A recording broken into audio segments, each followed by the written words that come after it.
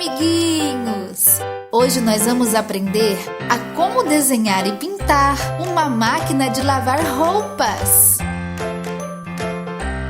Se você ainda não é inscrito, clique no botão vermelho aqui embaixo. Deixe o seu joinha e ative o sininho para ver vídeos novos todos os dias.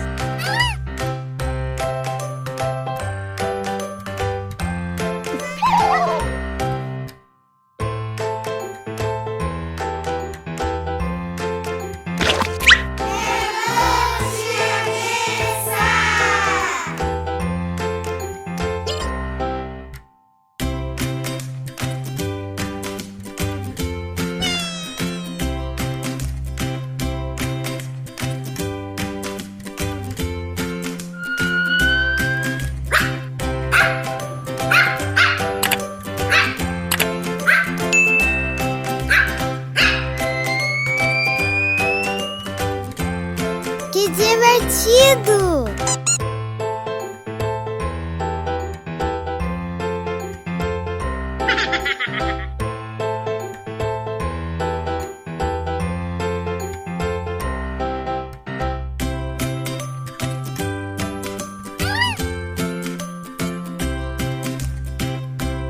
Assista o vídeo até o final. Eu preparei uma animação surpresa para você.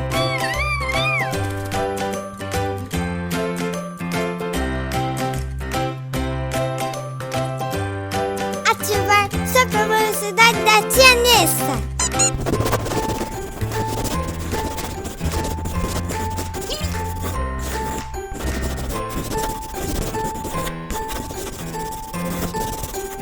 Para pintar esse desenho, você pode usar tinta guache, lápis de cor, giz de cera ou canetinha.